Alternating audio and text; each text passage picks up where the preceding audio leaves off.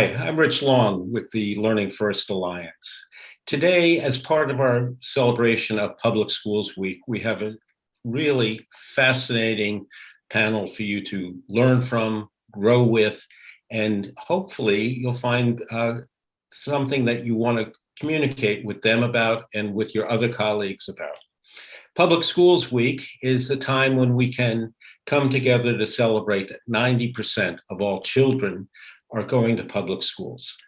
They have many choices within the public school system, and you're going to find out why these choices exist and why, especially during this challenging time of the pandemic, that we need these exemplary educators more than ever to share with us how they're identifying the problems, what they're doing to go forward, and then two, what resources and support they need from the wider community to be as effective as they possibly can be.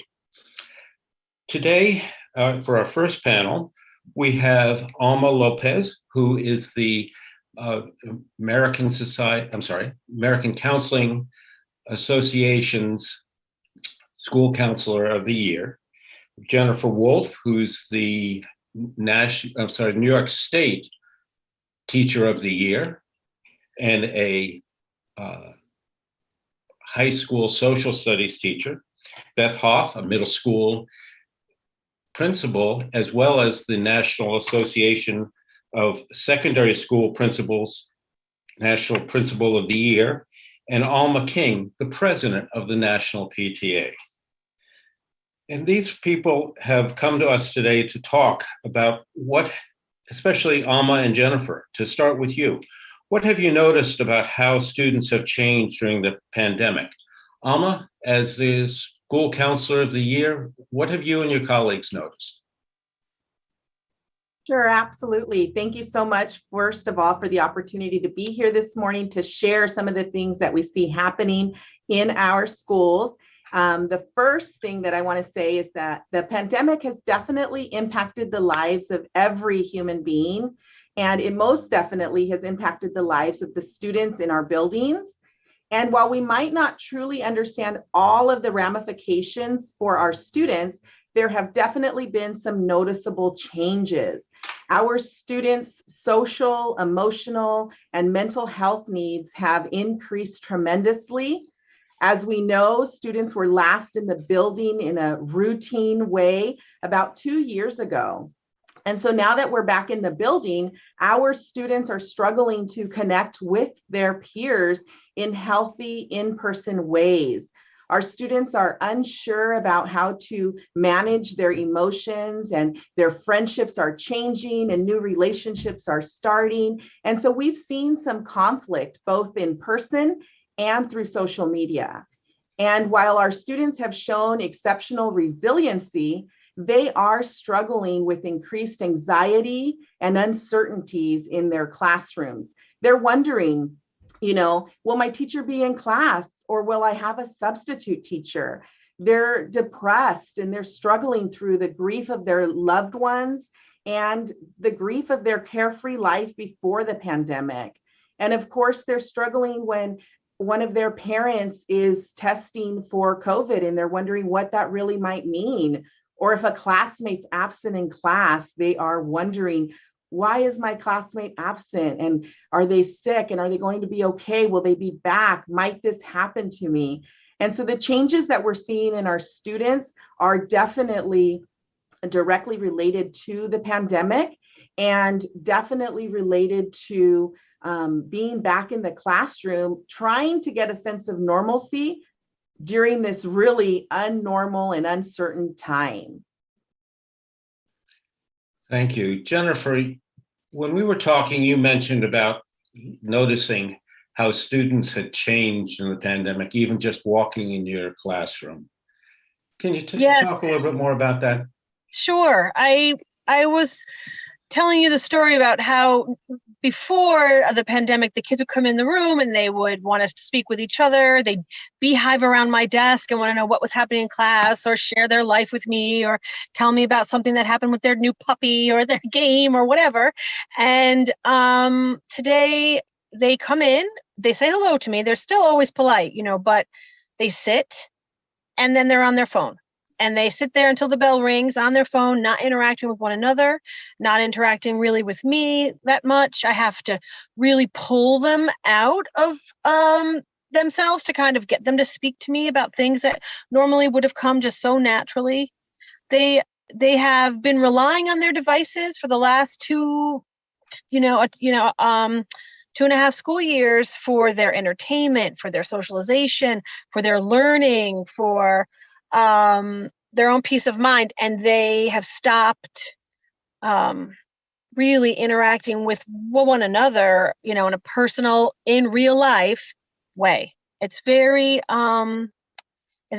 I was just thinking, as Alma was speaking, all of those things are true. I've seen all of that in my own practice, but I've also seen kids they are just, unable to start and stop things on time. They are having difficulty meeting deadlines.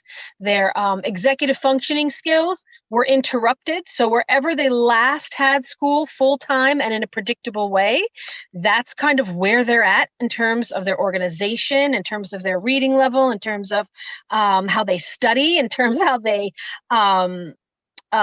interpret, of the information. So I'm seeing it's not, everybody keeps talking about content and learning loss. It's not, I haven't seen that. What I've seen is an inability for them to be where they need to be in ninth grade in terms of a student affect.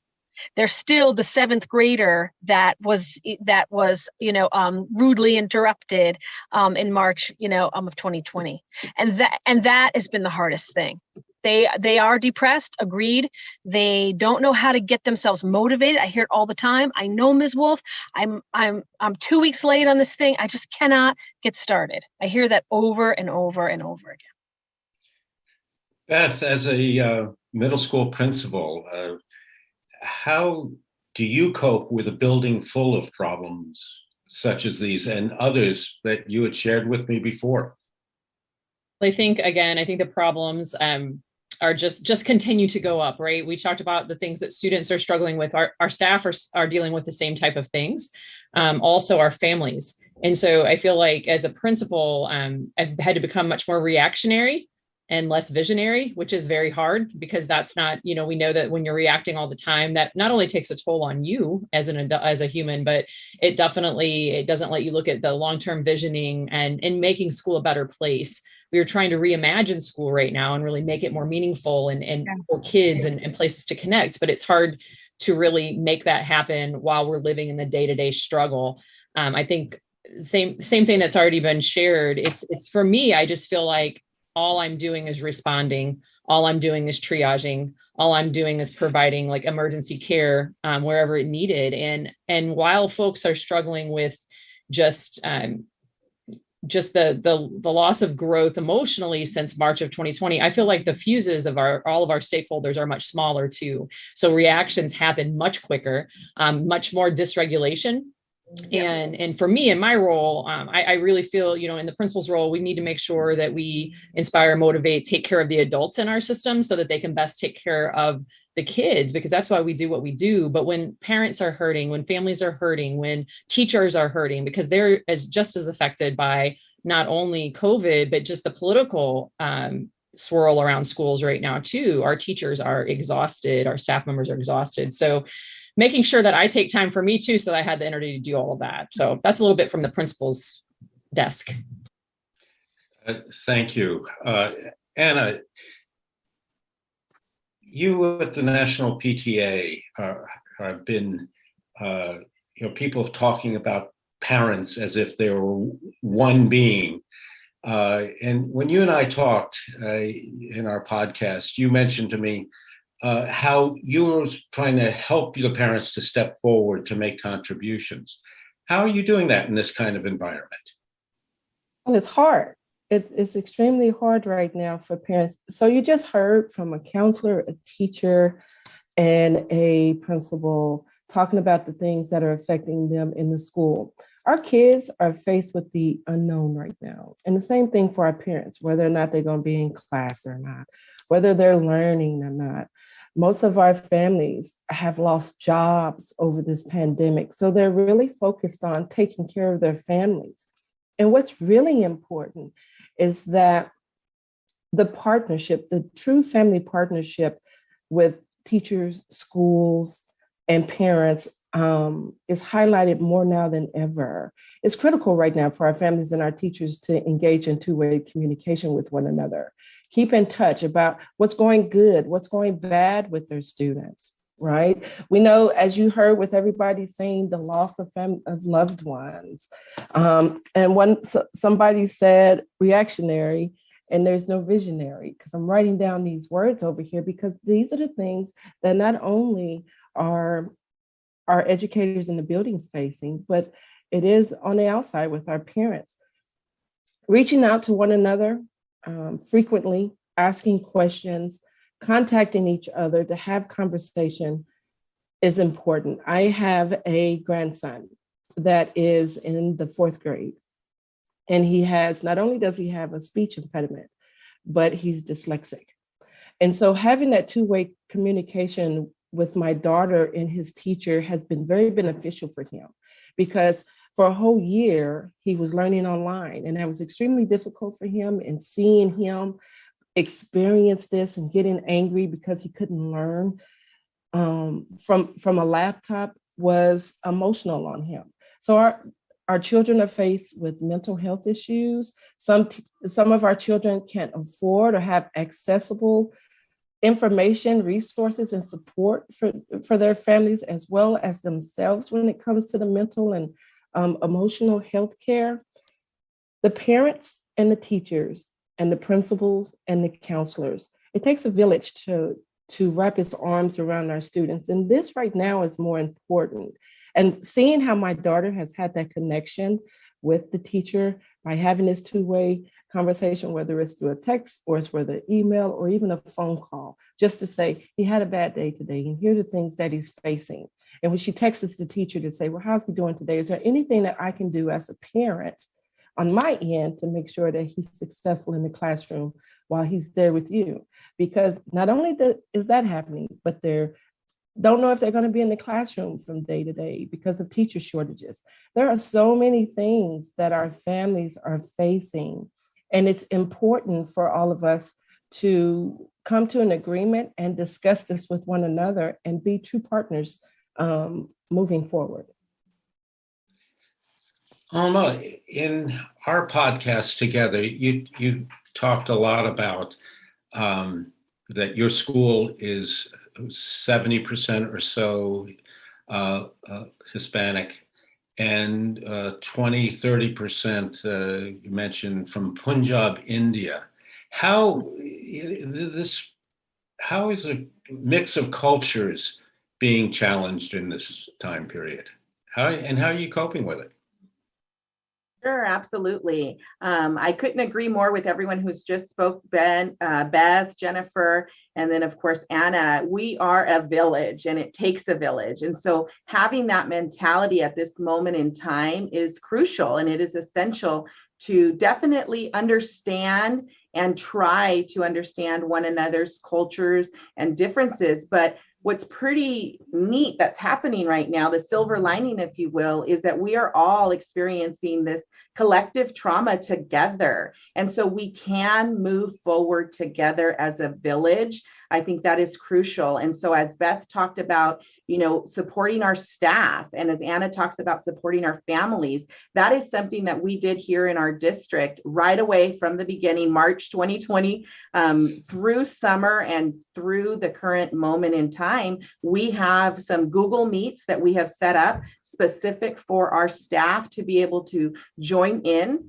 So every other Monday at 2:30, with full support from our district leadership, we have an opportunity for staff to come in and connect with one another and share what's working and share what they're challenged with and be able to brainstorm with their peers and just put some things on the table and say them out loud that maybe they haven't been able to. And similarly, we're doing the same thing for our caregiver community. We have a set Google Meet every other week as well, where we have an opportunity for counselors to be present, school psychologists to be present, district leadership, our site administrators, and parents can pop in at their convenience at that time and share what's going on or ask for a question in this moment of all of these ever-growing changes and difficulties that we're all experiencing. Just having a shared space that's consistent has allowed for our community to be that village that is impacting the lives of our young people in a positive way right now.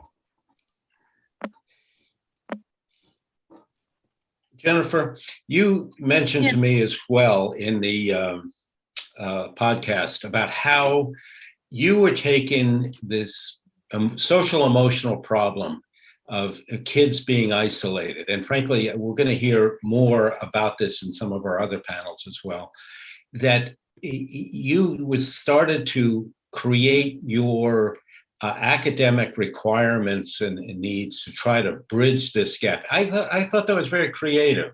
Could you talk a little bit about that? Yeah, well, I give them tons and tons of opportunities to interact with one another, to build their knowledge together. So, for example, we just finished. Oops, sorry. Did you want to say something? Wait. Well, when you say give opportunities, aren't these requirements that you're making? Are you giving opportunities? Well, I give them lots and lots of choice within the requirements. So, for example, we have to learn about ancient Rome. It's part of the curriculum. Fine. How we do that is up to us. So usually what I do is I try to co-design most of my units with my students. I've always done that, where we pull up a prompt about the topic, and then the kids will create questions, open-ended questions, and then we will drill them down until we have 5 questions that we really like as a classroom that we want to explore to get to understand and learn about Rome, for example. And then each group gets their own question, and then they decide. I give them a choice board, and they can choose between a photo essay or a lesson to teach the class for the full period, or build a model, or they can write a rap song, or they can make a mural. There's a bunch of choices that kind of highlight all of the skills in the room. And usually what I do before each, and these are usually two-week projects, and I change their seats every 2 weeks. So they're always working with different kids that they don't usually work with, and they have to learn how to bond and negotiate and meet expectations of the people in the group. And we set up checkpoints to make sure that they're getting done what they have to do. But more importantly, this kind of work in the classroom frees me up to meet with them every single day. So I touch each kid, talk to each kid every single day, so I can find out what's happening. And if he doesn't want to talk, or she doesn't want to talk about the project, but something else is weighing heavy on their heart, they can talk with me about that stuff. If I don't create those opportunities for them to speak to me and each other, they just aren't doing that on their own. So I like to build all that into the lesson, so we can still do the content. Content's still important, certainly. But right now, with so many kids, as everyone has said, in such a mental health crisis, even my kids are high functioning pre-AP students who have very involved parents, and they're still struggling with coming to school every day, getting the work done, engaging with their peers and with me. So yes, I require them to talk to one another. I give them choices, certainly, but I want to see them interacting with each other and learning what it means to be tough on ideas but soft on people. Beth, you as a principal mentioned about the wider part of your community of the other adults in the families you deal with the teachers you deal with. How are you coping with that range of challenges? You don't know, just like students don't know when they might get sick and how to cope with loss. How is it happening with faculty? I think that there's not an easy answer to that, right? Because it's so complex. But I think for me, it's really all about how are we making sure that we're being good listeners?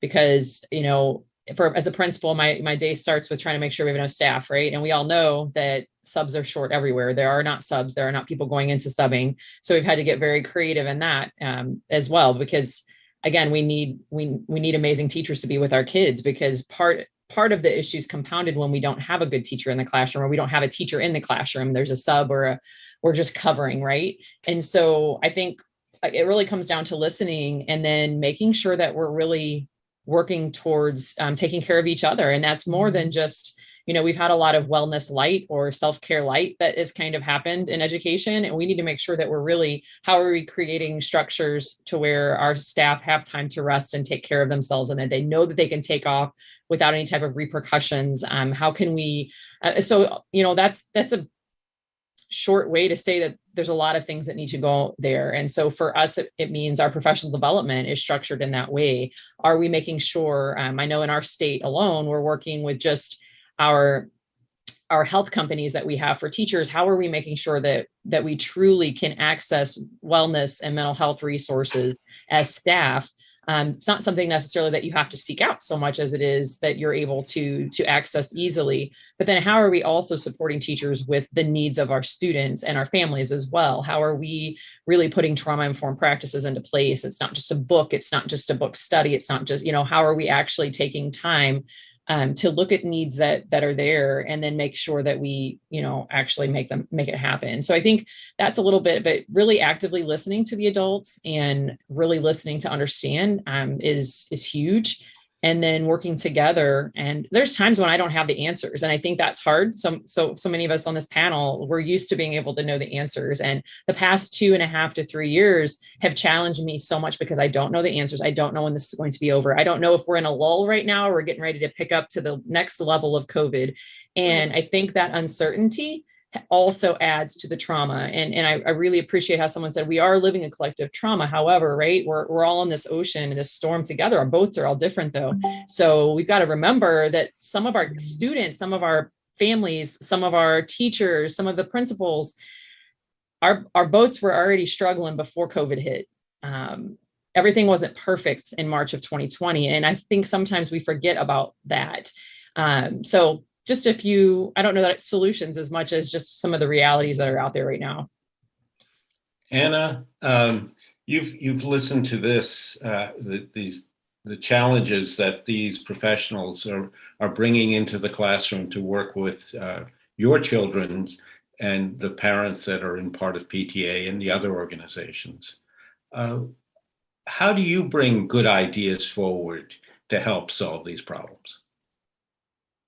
Engaging with parents. This is an unknown time for all of us.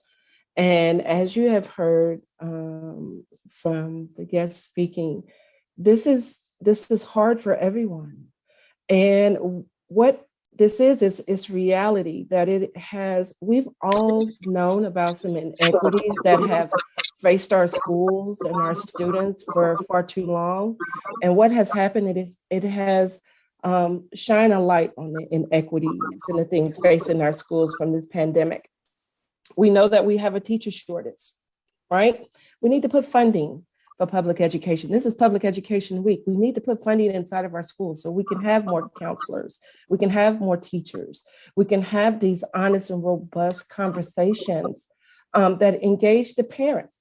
There's the national standards, and the Family School Partnership National Standards talk about how families and schools can work together if we communicate effectively, if we share power. Share power means listening to one another. As you just heard, listening to understand, not listening to respond to something, because we know that everybody doesn't know the answers, but this is a time right now more than ever that we should be working in partnership with one another. Yes, our teachers are tired, they are frustrated. So are our parents.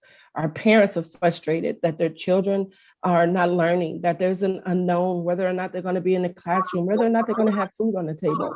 So understanding the needs of having that two-way conversation, that two-way communication with teachers, and even with principals. I know you guys are bombarded. I would love to sit in a room right now with everyone that's on this panel with me right now, just to say, how can we fix this? Because if we know and understand each other's issues, we can come to an agreement to help each other solve a problem. And the problem is affecting our children. We're separated. There's the principals, there's the teachers, and then there's the parents. And so we have to come together to find a commonality of what makes us stronger together, because when we're stronger together, our children learn, our children have the needs and the resources that are supplied to them to help them be successful. Our mission is to make every child's potential a reality. And the way that we do that is by engaging and empowering families and communities to advocate for all children.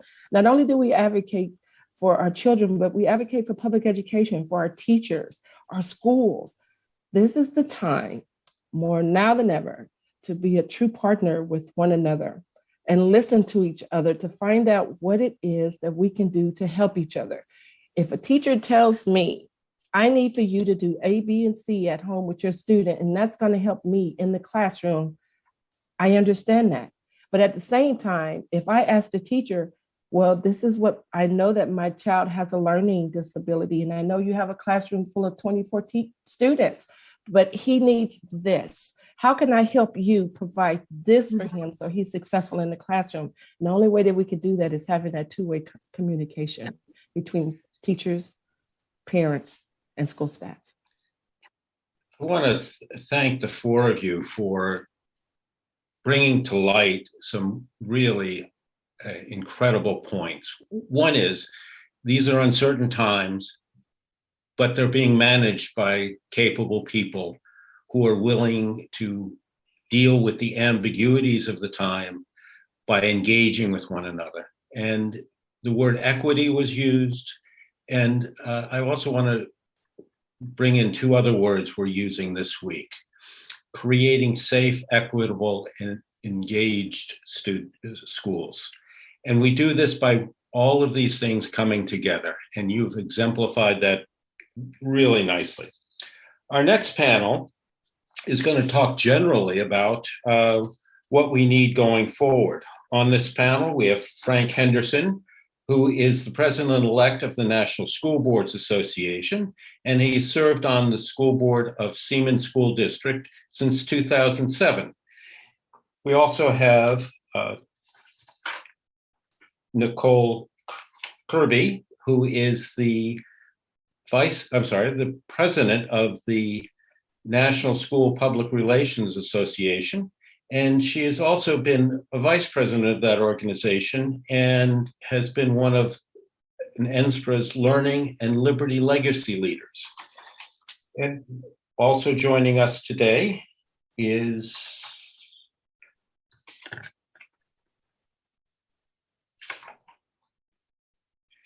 Michelle Reed, who is the superintendent of schools and the National Superintendent of the Year from 21 to 22.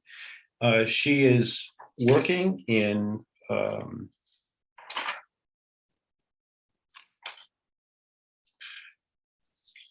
I'm sorry, Michelle, I'm going to have to ask you to step in on that. What's your school district's name?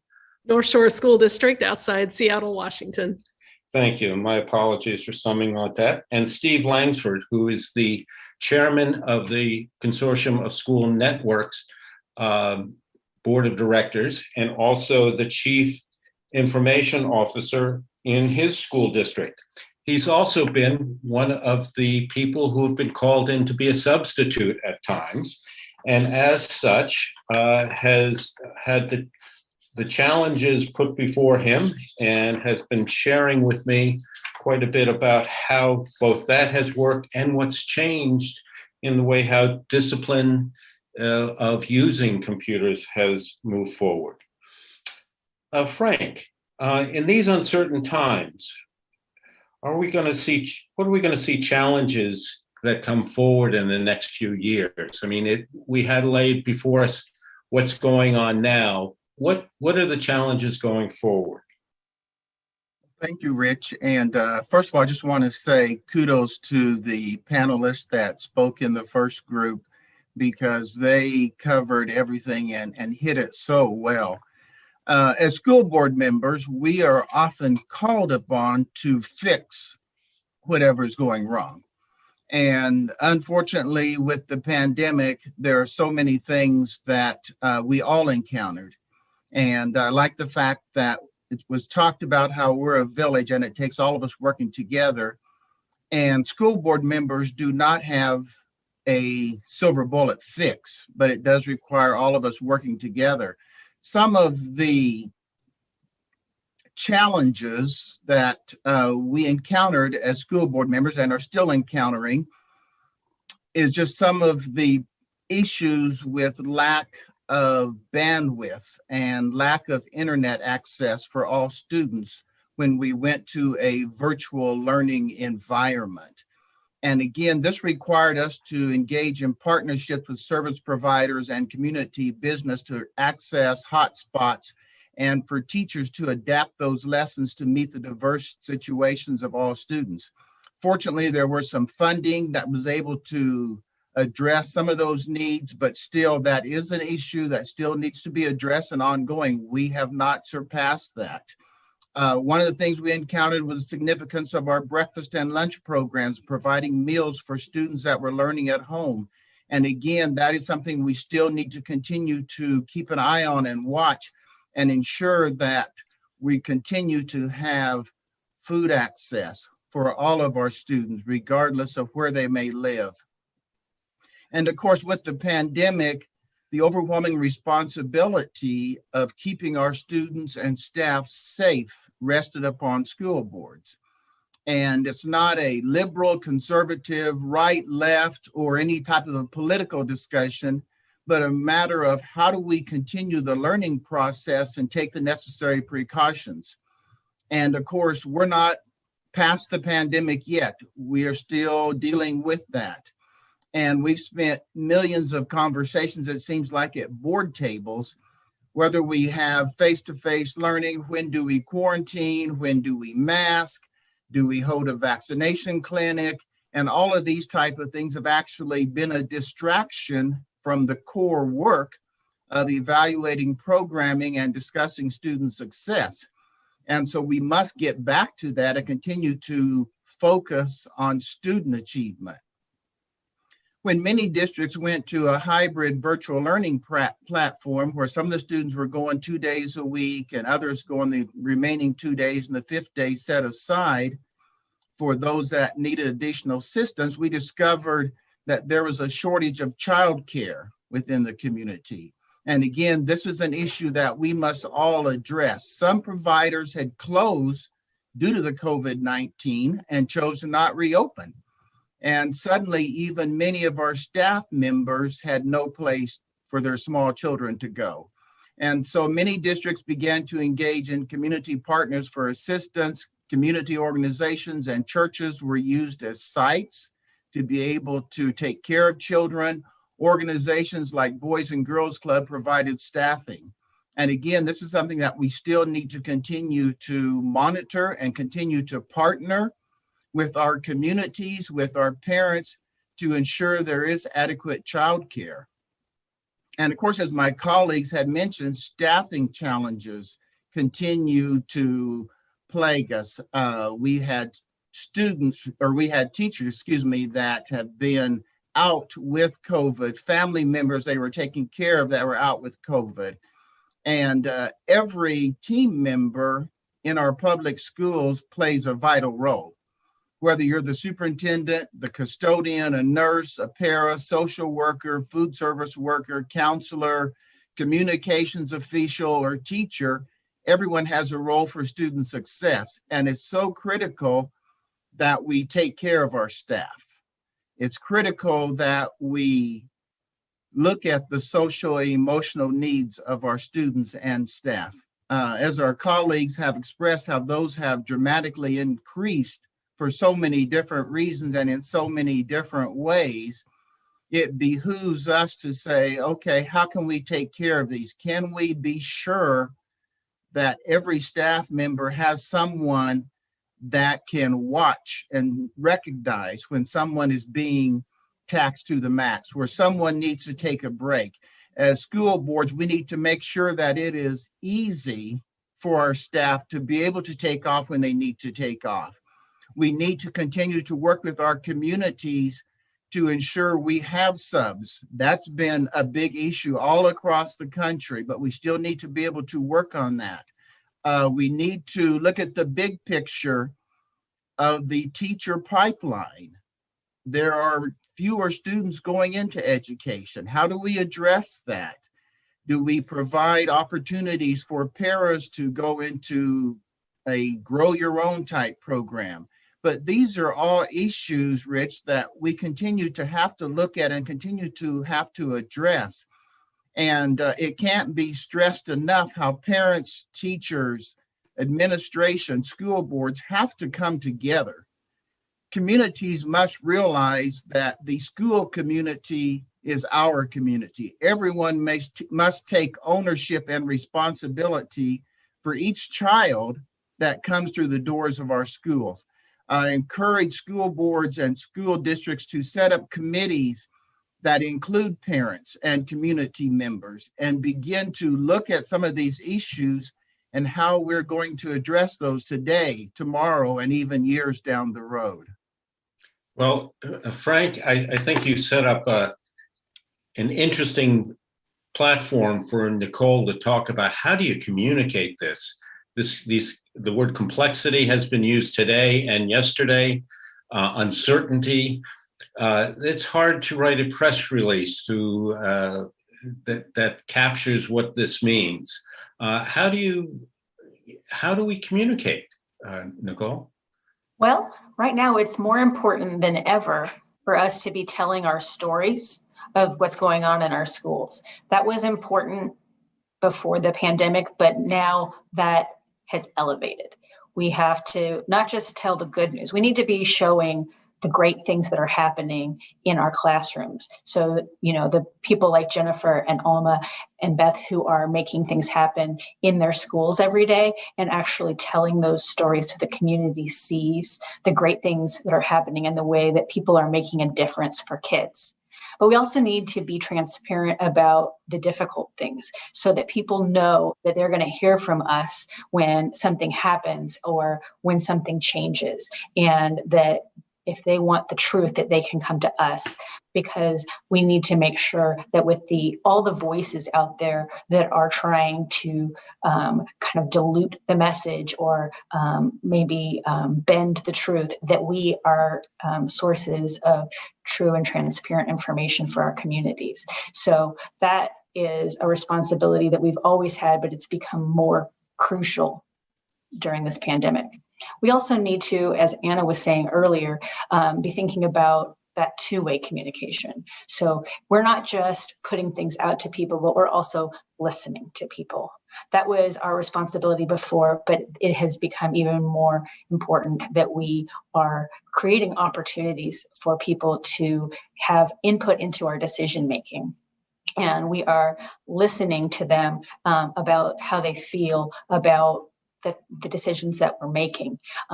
That is the way forward as we are navigating this kind of twisting and turning. Every day there seems to be a different angle or a different decision that's been made that affects our schools and our districts. And as we communicate about those, we need to be thinking about the people whose lives are changing as a result of those announcements. Thank you. Michelle, as the superintendent of a large district, how do you bring this forward to try to integrate the uncertainty that everyone has experienced in the past and the anger that brings out, going forward with what's needed, what changes the intensity of the problems, and you're aware that you have limited resources? What's been your experience around all of this? Well, thank you, Rich. I think it's such a fabulous time to be in public education right now. We have tremendous opportunities.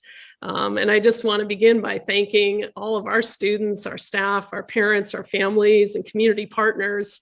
Community has never been more important than it is now. I think each of the panelists have already shared the high priority that healthy relationships have in the work we're trying to do. I think that, as several of the panelists mentioned earlier, the pandemic really illuminated historic inequities that have been part of our education system for many, many years. And I think that when we think about what to do to address those, it's so important to think about mirroring what we expect our learners to do, the collaboration, the critical thinking, our problem solving. I think it was Beth that talked about not having all the answers. And truly, learners don't, right? Like, it's more important perhaps to pose the best questions, and then we come around the table together and respond to those questions. And from that, I think, come solutions that we can all own in a very different way. I would also say that I thought Anna's comments about, I think, families being tired and frustrated at the very time that we're talking about learning loss and needing to accelerate is really a collision if we don't manage this really thoughtfully moving forward. In our district, we actually took a look at our grading system to see how many assignments we're assigning this year compared to pre-pandemic years. And what we discovered is we're actually assigning more assignments than we were pre-pandemic, at a time when people are more tired, more frustrated, more anxious, and needing to focus really on those interpersonal skills. So I think one of the keys to us successfully coming out of this in a learning fashion is thinking about perhaps managing fewer, deeper learning tasks, because we can't continue in the gerbil wheels, I think, that the system often has been predicated on.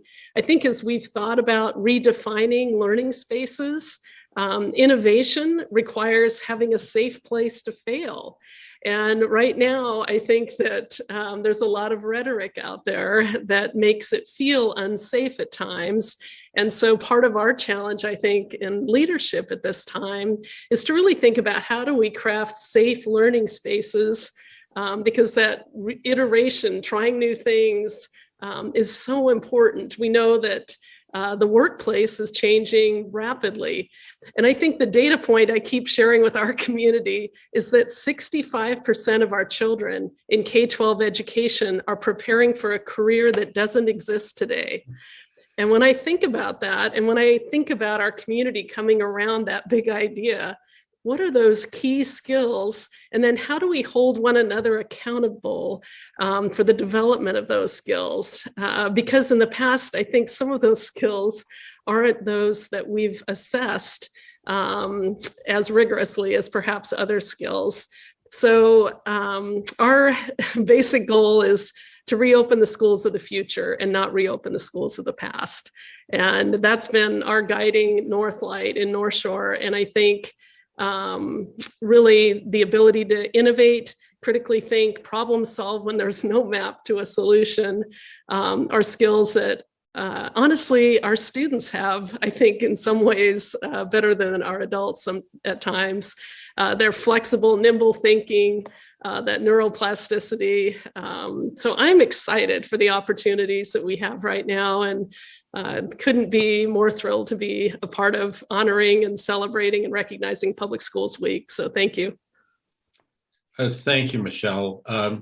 Steve, the word innovate, information, digital have been shared by many people on the panel. When you and I did our podcast together, you talked about how things have been changing in the information and the challenges, and even this idea of closing the old computer labs. I think people are going to be surprised.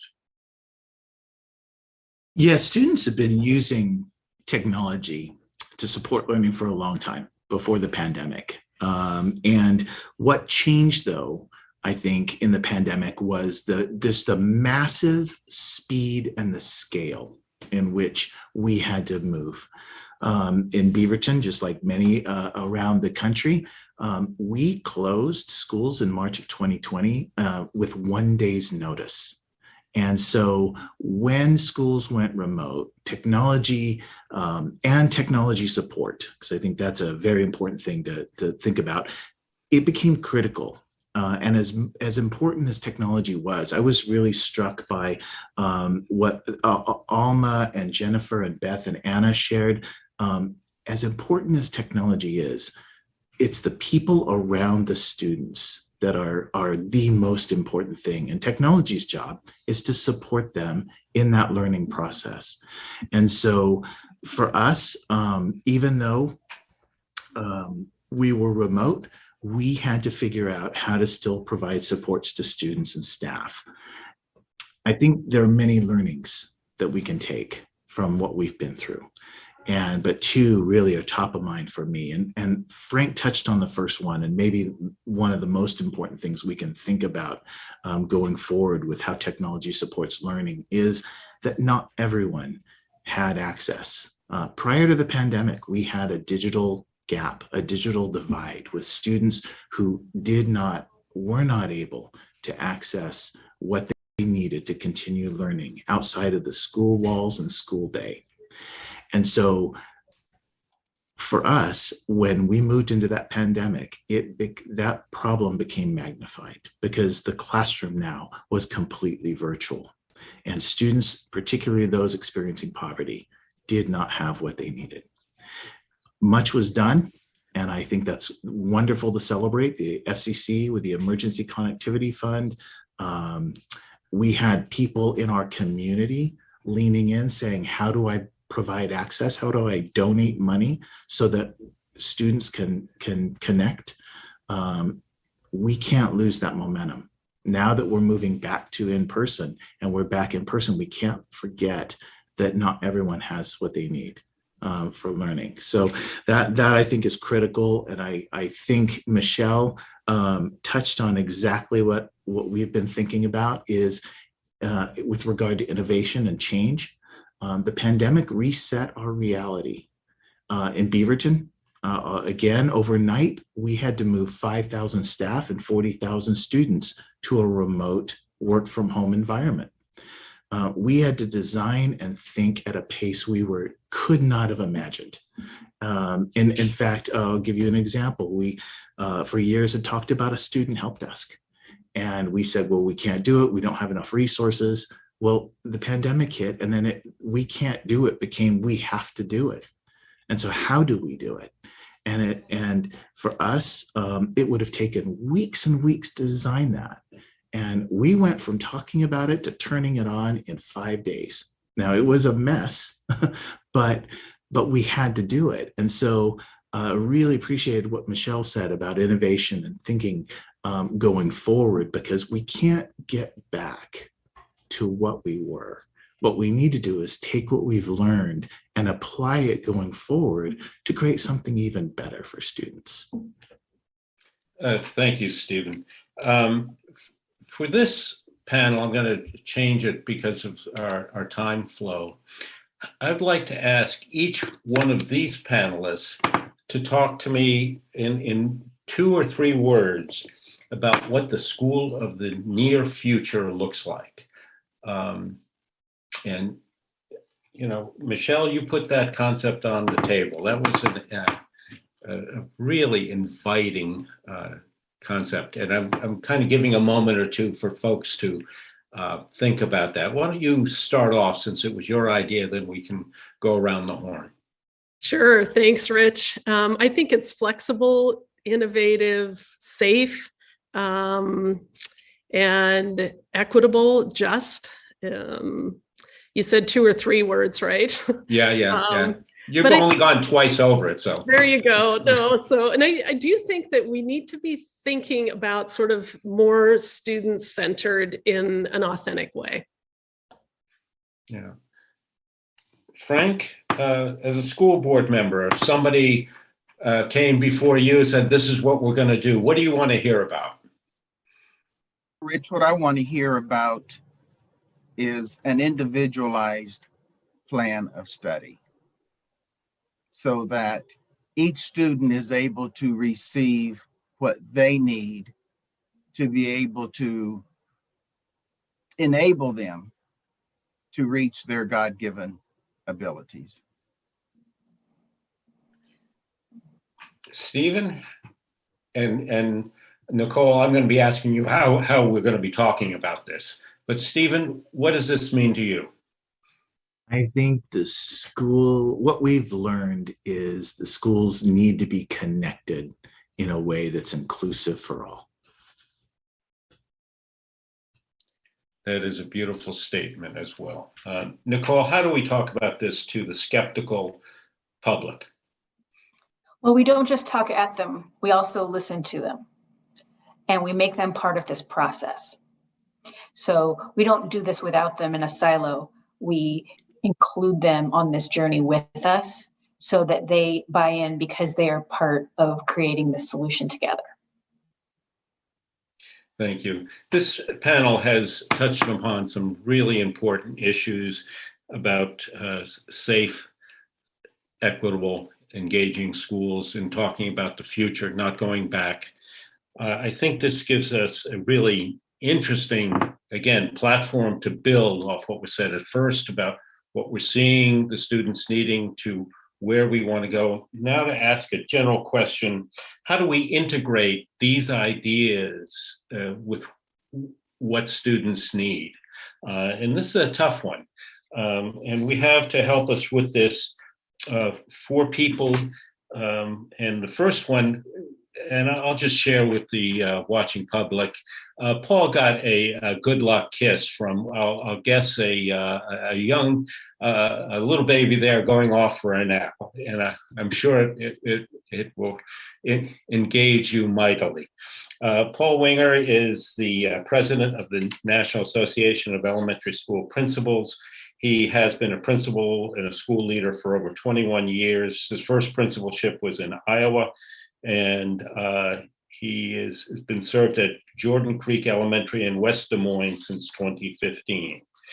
Then we're going to go to Linda Chen, who is a board member for Learning Forward and the former chief academic officer of New York City's Department of Education. She's going to be talking to us about something that's been mentioned by many people about the need for professional development related to what's being taught. And then we have Turquoise Lejeune Parker, who is currently teaching at Lakewood Elementary School in Durham, North Carolina, but she's also a member of the board of directors of the National Education Association.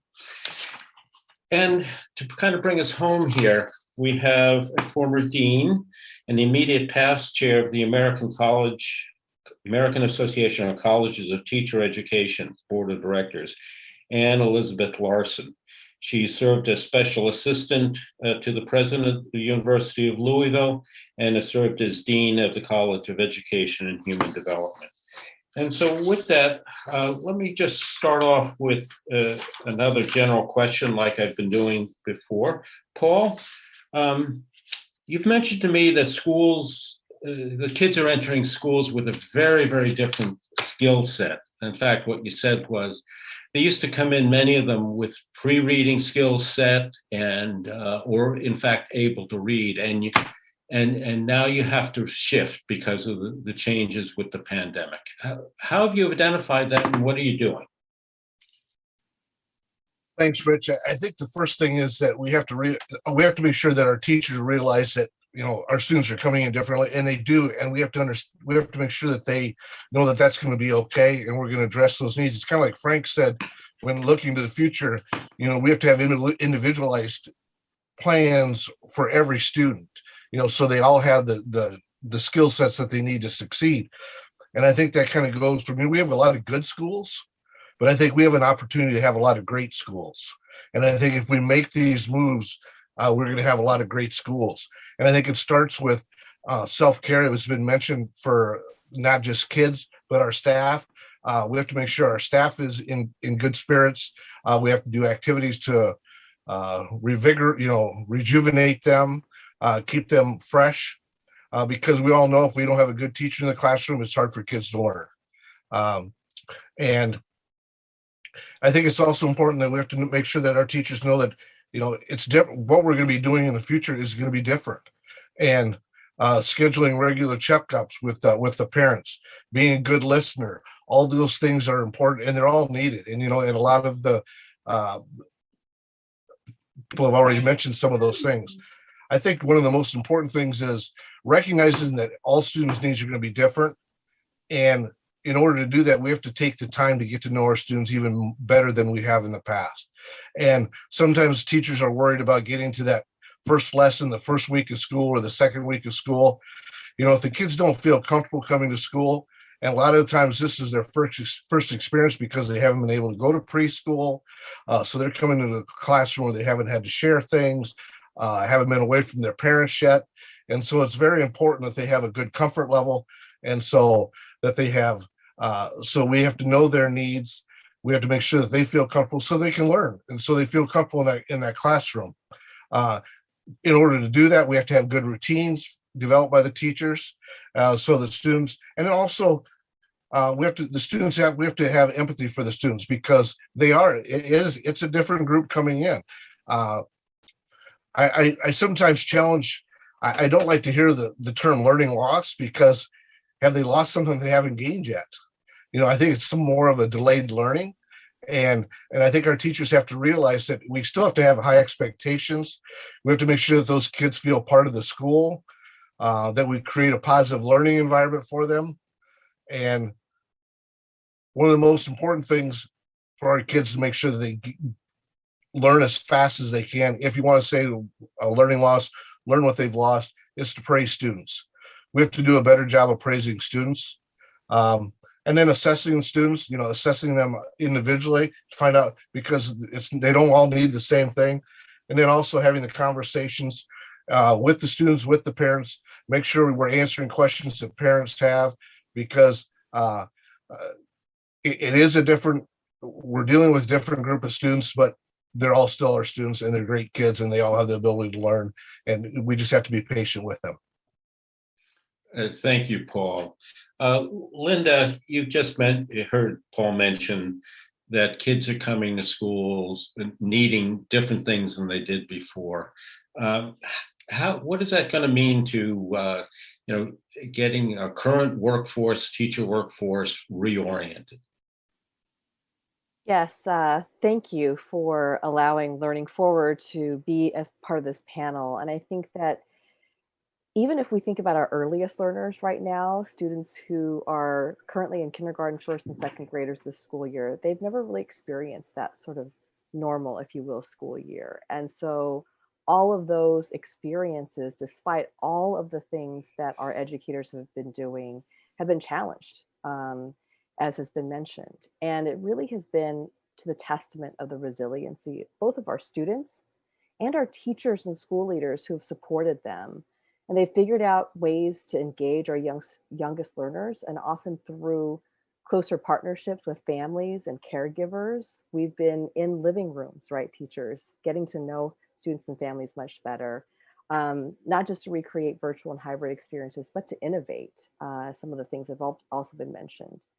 I think, though, as we think about this at the core, we know how to meet the needs of students. And specifically, there are two areas of knowledge and capacity that I would especially note here. First and foremost, as many have said, knowing our students well, socially, emotionally, academically, and embedded in their identities. And I know Jennifer touched on this earlier.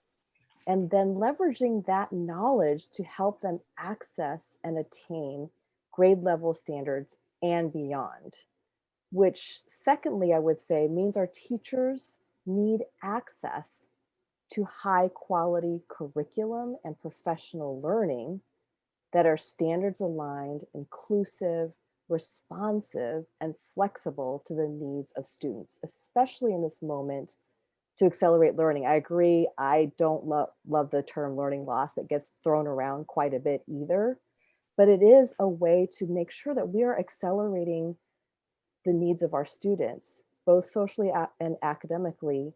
And as many have mentioned, this pandemic has shown a brighter light on the disparities that we know have always been existent in our communities, of our underserved communities.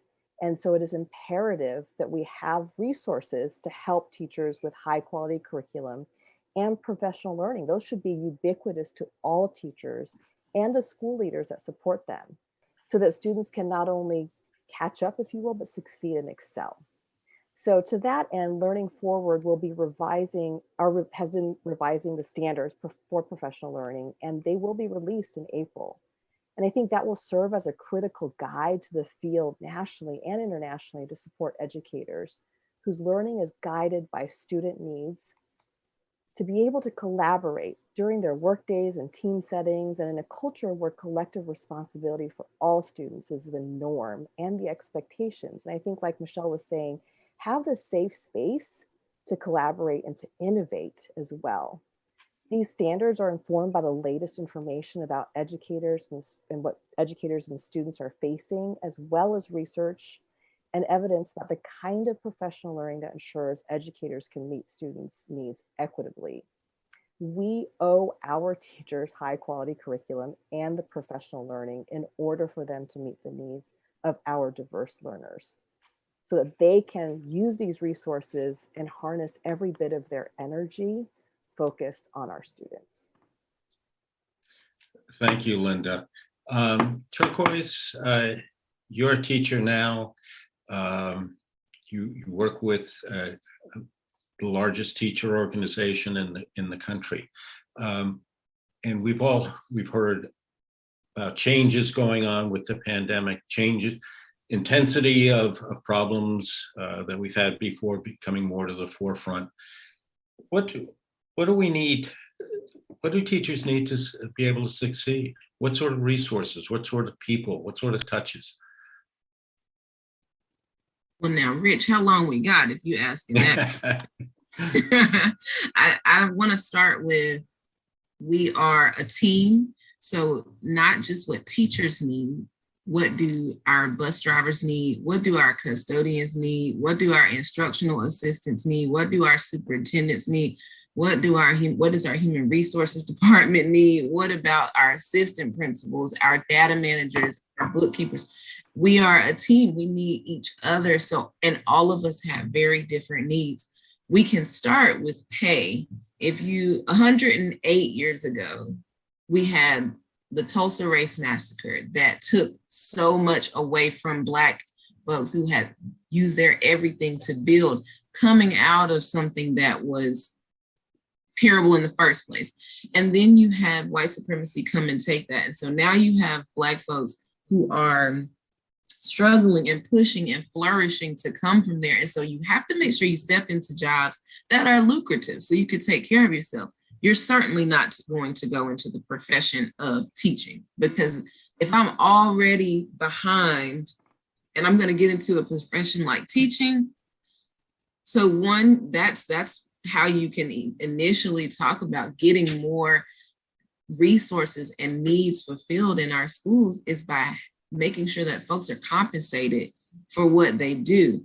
And then you look at the compensation. How do we get there? Well, we have to make sure that we work to elect anti-racist, pro-public education officials who will listen to the folks who are living this life, who are walking this walk every single day, so that they can know what actually needs to happen. And again, making sure that we elect anti-racist, pro-public education folks who will take what they've listened to and use their privilege, their power, their vote to make that happen. And the last thing I'll say is we need to make sure that we need to fix our buildings, our areas that we actually come into. We're talking about places that smell like sewage, places where the gas is like, we're mold. We're sending humans. We're sending humans into these buildings to be productive. Like, that's not how this goes. And it's not how this is going to continue to go. We are going to continue to organize, and always will organize to make sure that we defend and transform our public schools no matter what. Because let's be real, capitalism and everything else you can put beside has tried to privatize our schools. And when we do that, we take away resources, and then we leave our Black and brown children and in these schools with absolutely nothing. And we're going back to what we thought we were moving away from, which is integration, which is growth. Like we were never really we're never really there, but now we're trying to move back to where we were, and it's unacceptable. We have to own as a collective that we have all not done what we should have done. So now it's time to organize, and it's time for us to get it together, to sit, to lock arms, sit in this room, virtual room, and figure out what can we do, because this is unacceptable. We need so many resources. And I know I said the last thing, but then the really, really last thing is, you've heard all of these amazing folks talk about the things that would help our kids grow and learn and become incredible, even more incredible humans, but you got to have autonomy and you got to have resources to make these incredible lessons happen.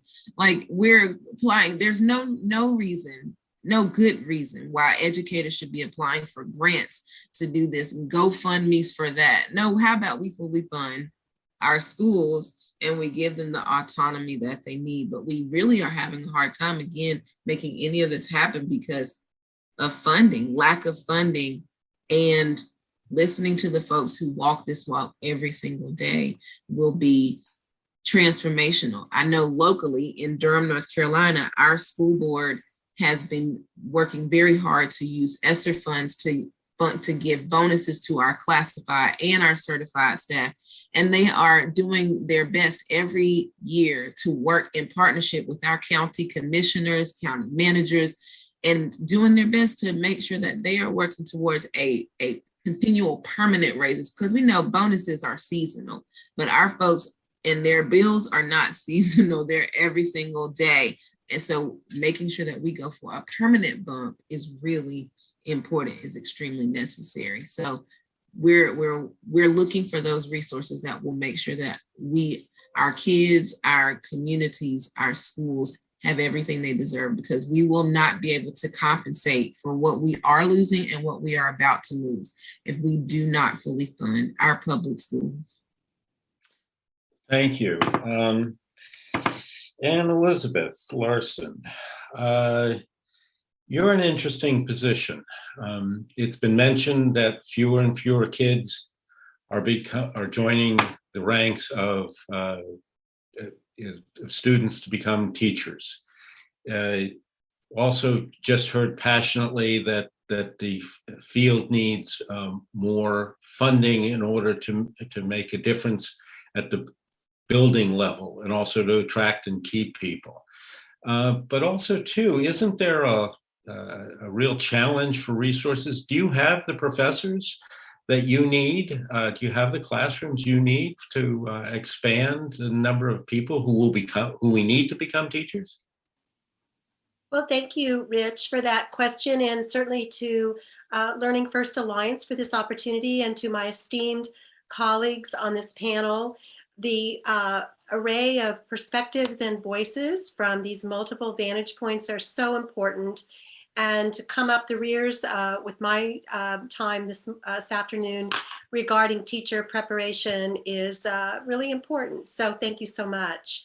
Just wanted to share several perspectives on the context to Rich's question. I prepared a list of recommendations or requests for resources that we need in teacher preparation. I may not get to that. I'll let Rich guide me in that fashion.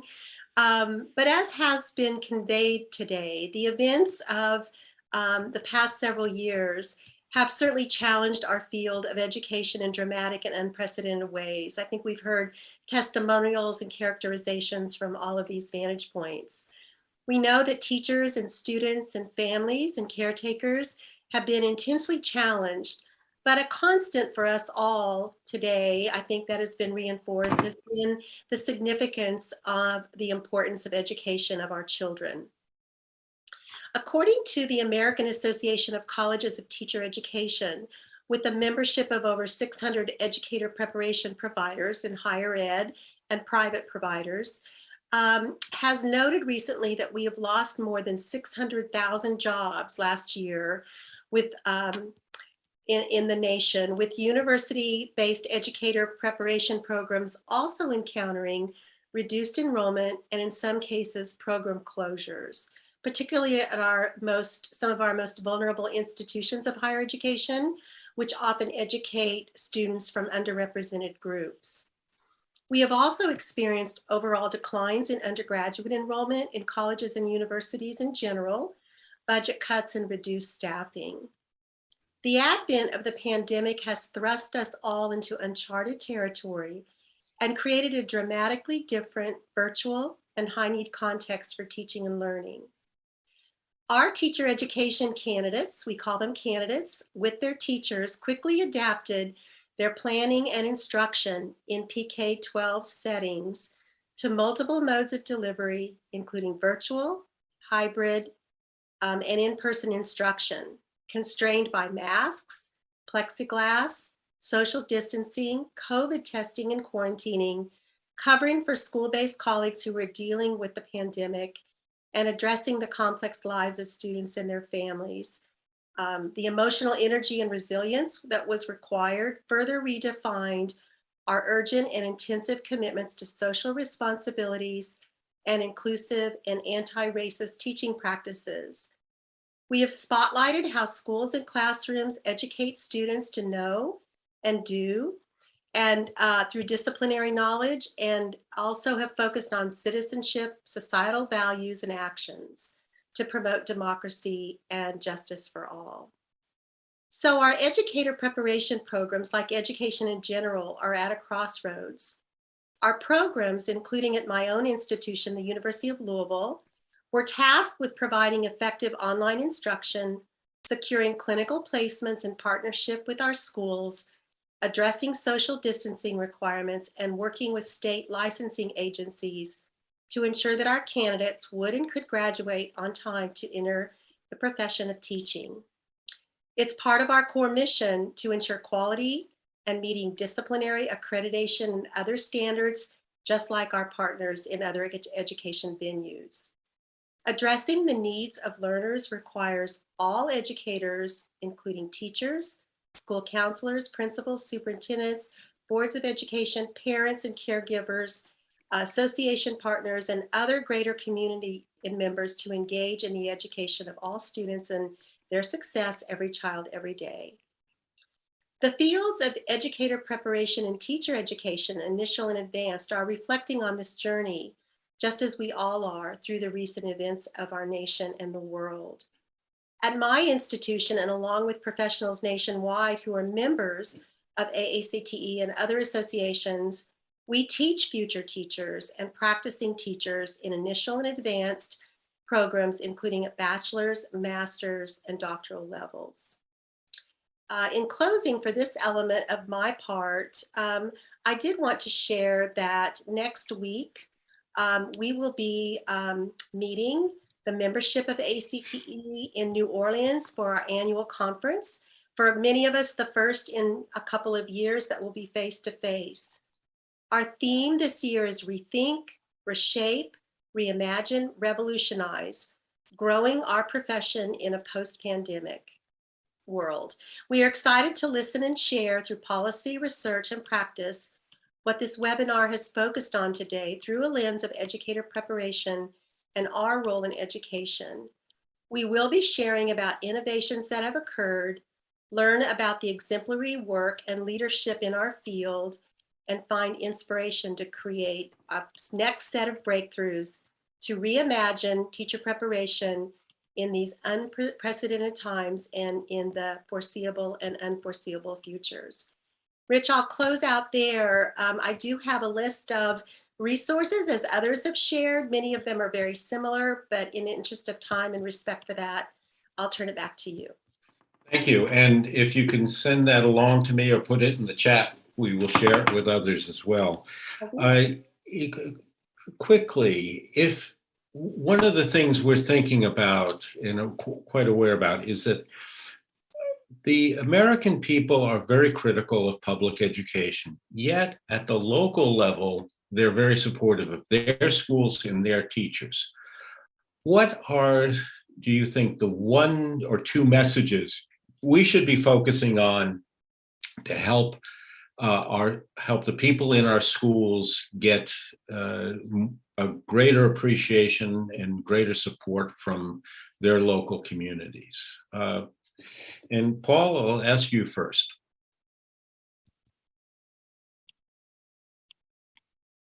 Well, I guess I would say that they have to know that that you have their back. I think the community, opening up your building to the community, knowing that they're welcome to come in on a regular basis, I think this is important. I think that builds the collaboration between the school and the community. It's someone, I don't remember which speaker said it, but it takes it takes the whole community, it takes the whole village to raise that child, and that's what it's coming down to. Thank you. Linda, what should we be saying to local people? I think expanding on Paul's notion of it takes a village, I think sometimes it's also important for the other community-based organizations, whether they're faith-based or advocacy organizations, to also join in partnering with the school system as this intermediary to families that often our families trust more. And I think that kind of coalition and community building is also important. Turquoise. One of the fourth grade teachers that I used to work with, before she became a teacher, she was a pediatric, she worked in the ER as a hospital-based pediatrician. And one thing she used to say is that what's true in the ER is true in our schools, that it doesn't matter how good you are, how educated you are, it doesn't matter. We can never be able to serve more than one group of people at a time. And that relates to our schools and our communities. We can never be able to serve all of these things in our community with one bond or with one. We have to make sure that we take care of everything individually, especially where this is not the oppression Olympics. Everybody has something that makes them unique and that makes them special. And this is something that our schools need, that community support. The NEA has a beautiful community schools model. And our school in particular here in Durham is a community school. And that means that there's a lot of different arms stretching out from our school to help make sure that our kids and their families and our educators are well taken care of, because we know that educators are parents as well. So we have that wraparound service, if you will, that takes care of us, because one person can't take care of it all. We need a team to deliver even basic services. Thank you. And Elizabeth, from your perspective, what should we be sharing with the local communities?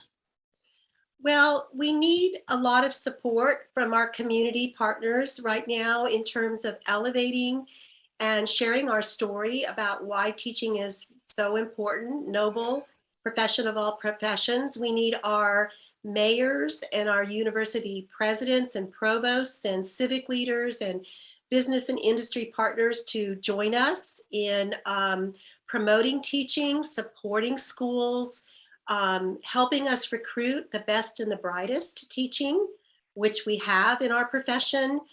We don't want that to dissipate given the pandemic.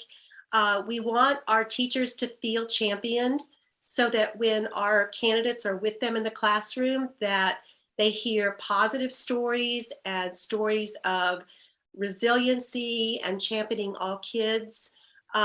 So again, that wraparound of it takes a village theme is a wonderful theme for this question, and looking at teacher education differently with those partners, including parents and community engaged individuals, so that we can look at alternative pathways to teacher licensure and residency models and recruiting folks to teaching who are classified staff and in professions that are unemployed or work settings that are where people are underemployed, underrepresented groups.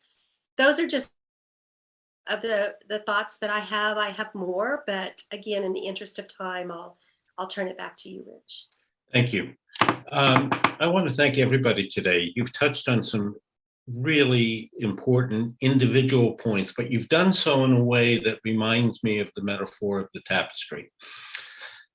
There is complexity, there is strength, there is unity, there is purpose in how all of the strands work together. The strands work together in order to support the individual child, the family, and their community, but they do so by not expecting the impossible from any one part, because you're mutually supportive. The theme that we adopted this year of creating safe, equitable, and engaging schools is part of a notion that these words are interdependent, the people within the school are interdependent, and yet they're individually unique. That is something that I think you've all demonstrated here today. It is something for all of us to take and to learn from. And hopefully, as we go forward in Public Schools Week this week and through the next few weeks and months of this school year, that we begin thinking of what is our future going to be and how are we going to make a difference in it? Because that aspiration is wrapped up in the word creating, which also implies that we're actually doing it now. This is a path we can follow through on, and make a difference with the resources, with the support, and frankly, with all of your capabilities. Thank you.